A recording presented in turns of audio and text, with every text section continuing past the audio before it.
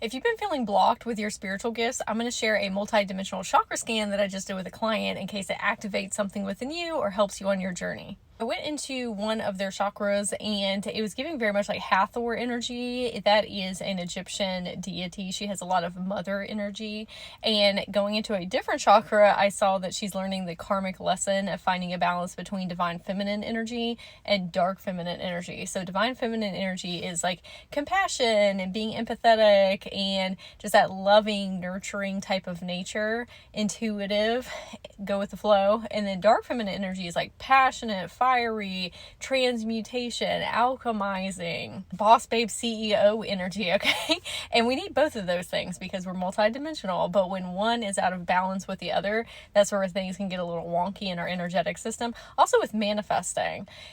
They were having like a little bit of a difficult time with receiving mode, and I was explaining if we are having a little trouble receiving from people with like gifts or love or help or assistance or support, not manipulative people that genuinely have your best interest at heart, that can block up a lot of different areas in your life, not just with spiritual gifts, but it can block your money, it can block everything, okay? Because people are a reflection of you, okay? Everybody is you internally pushed out. So if you have all these people that are genuinely trying to help you, you are also the universe, okay? They're all connected. It's like a triangle. This is not a triangle, but kind of, okay? They're all connected. And so if you are telling people no, you're also telling the bigger cosmos no. And we get a lot of help and support through people. Like money is the energy exchange that we all decided to do, or one type of energy exchange. And so it works through people a lot of times. And so if you are not accepting compliments and love and support into your life, it's going to block you up in a lot of different areas. But anyway, that has to do with divine feminine energy. So we're going to talk about the other things here, okay? So I went into one of their chakras and I saw some Egyptian energy again. I was like, oh, okay. I said, we have a lot with like Hathor and everything.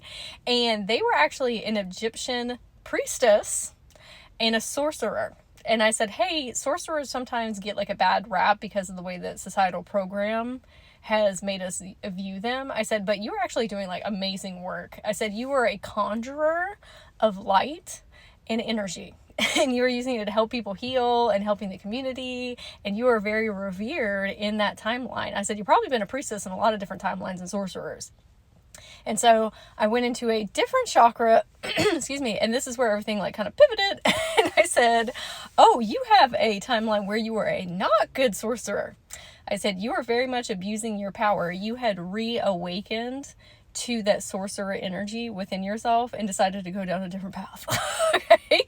And there was like this very deep internal fear matrix that was running inside of them about tapping back into that magic. And this was like unconscious, okay? Because the Egyptian priestess sorcerer was before this male sorcerer over here. And I said it was giving very much like Jafar from Aladdin. That's how it presented in their timeline. But also kind of like Scarlet Witch. So she's a, well-known sorcerer. And she started out great, and then trauma happened, and then she went a little kooky over here and went into like the dark realms. And I said, you have some energetics where you are afraid that that's going to happen again, okay? And I said, your higher self from this incarnation said, that's not the plan. We're not doing that here. I said, sometimes if you want to be a collective healer and help people, like maybe step into their sorcerer archetypes or their priestess archetypes, sometimes you have to take on a villain role in a different timeline and learn how to karmically heal from that so that you can help those who have not awakened to those templates, help them not go down those paths because you've been there and done that. I said, there's probably some karmic healing that you can do with that timeline of yours, and maybe you call forward that Egyptian priestess and y'all do that together. I said, but you had to play that role in order to help the collective as a whole move forward. Really interesting, in a different one, in a different chakra, all of a sudden I went through the eyes of the snake and then came out on the other end, and the snake was like striking and was saying like, we can't let people get close to us because we might hurt them. And I said, well, how do you think you're going to hurt them? And I heard the words toxic, and it was like venom being like spit up, right? But trying to keep people away.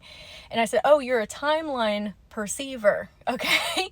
This is where if you are unconsciously a timeline reader, sometimes you have these feelings or emotions or just internal knowings that you can't explain why you feel certain types of way when you haven't experienced it here on this incarnation 3D plane. And it's because you're picking up on a different timeline of you, even though you're just unconsciously aware of it. So you're going to do like deeper Akasha work. Okay. But once you have those realizations, things start clicking in and you're like, oh, okay.